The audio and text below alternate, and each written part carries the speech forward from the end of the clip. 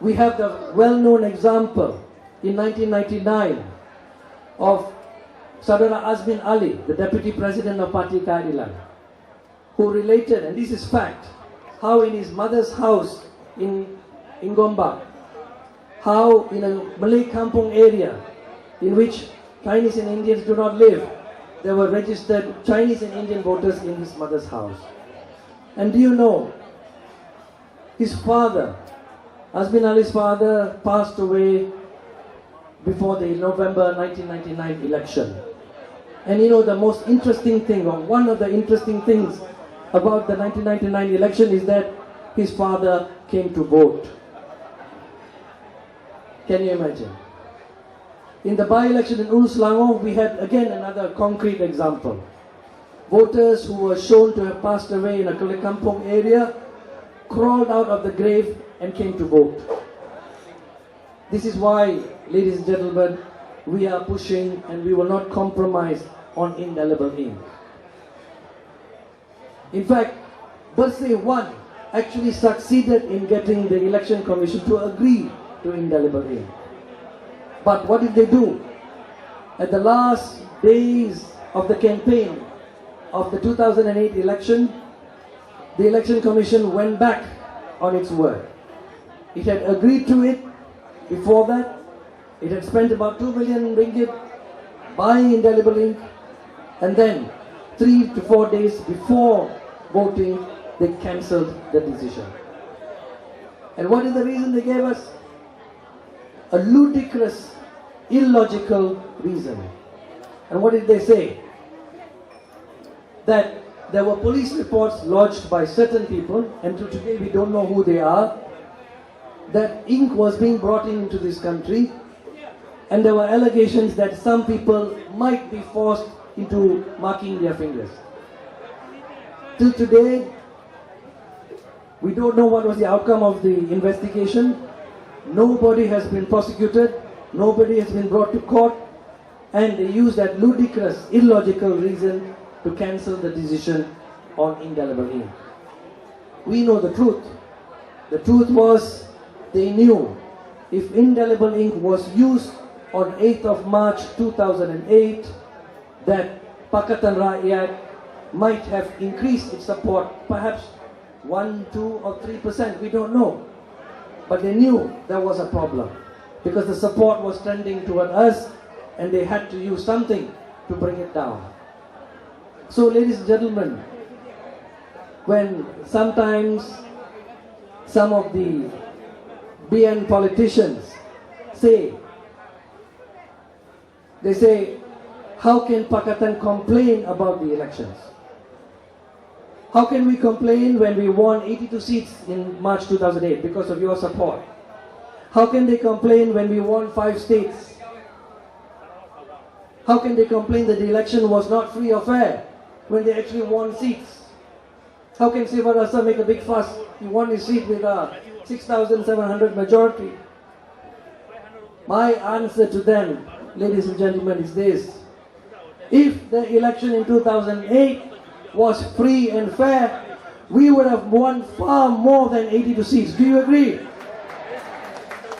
We would have won far more than 5 states.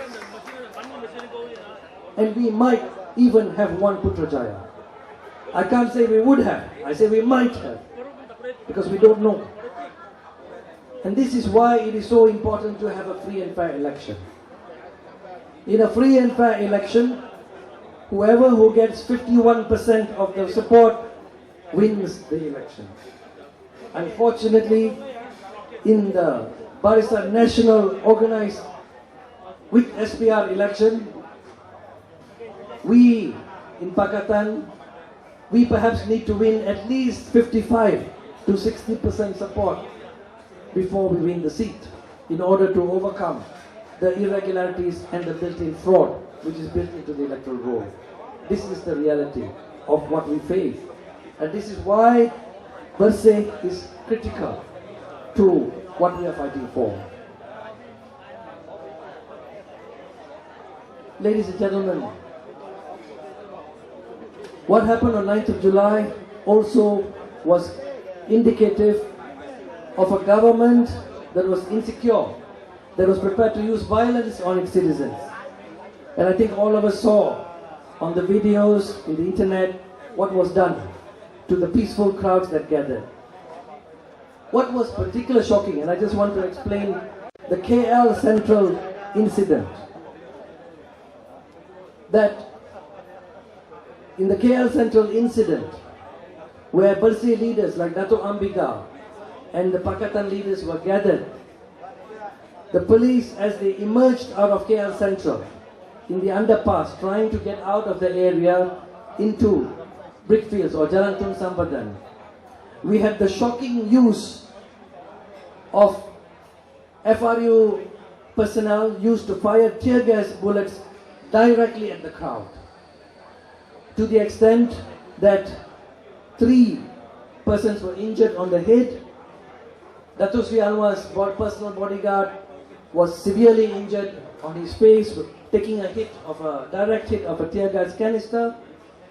Sardar Khalid Samad hit on the back of his head, and Sardar Yo Bun Lai, another Pakatan Keadilan leader, hit on the face, but luckily without any serious injury. This was the kind of violence that was being inflicted on 9th of July. Sardar Mat Sabu was also arrested in a horrific manner. A police car being used to drive into his motorcycle where he was riding pillion, knocked off his bike, luckily only injuring his right knee very badly, but he might even have been killed if the police had been even more reckless. This is what was amongst the various incidences we saw on 9th of July. But enough about Bersih. The way the government was handling Bersih, from the time Bersih announced the rally on 9th of July, I don't know who the Barisan is paying as their political advisors, but if I were in the BN shoes, I would sack those advisors. Why? Because I think in the eyes of the world, the Barisan Nasional kept making mistake after mistake after mistake in handling the Bersih rally, from day one to the end. Even when Bersih compromised and said we'll go to the stadium, they still blocked the stadium. And then the way they handled the crowd, with the images all over the world, any public relations advisor to the government should have been sacked for encouraging them to do what they did. Or who knows, perhaps they didn't even follow their public relations advisor. Prior to that, they had done even something more silly. They had arrested Dr. Kumar Devaraj, the PSM6, under the emergency ordinance. Another huge mistake. Because today, the government looks foolish for having put them in jail for 28 days. For what? Supposedly being major threats to national security. And at the end of the day, with what evidence? There's no evidence. All they're able to say in the charge sheet, and this was the charge sheet served on them when they were arrested, was that they were threats to public order because they were part of the organizers of Bersih. Nothing could be further from fact. This was complete fiction. The PSM6 were never involved directly in the organizing of Bersih. Dato' Ambiga has said it. Anyone in the steering committee of Bersih knows it. But the government kept insisting, no, the PSM6 were part of Bersih. If they were part of Bersih, then why not release them after the 9th of July? Why still keep them in jail? So the first major boo-boo, when they arrest the PSM6. The second major boo-boo, the way they handled the crowd on 9th of July.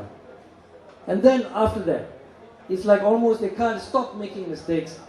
When William Bourdon, the French lawyer engaged by Swaram, comes to town, what do? I mean, and you cannot get more silly or stupid, if I may put it, about doing it. You allow him into the country, you allow him to speak in one event, and then you arrest him in KL and put him in the plane and send him off. How more silly can you get in the eyes of the world?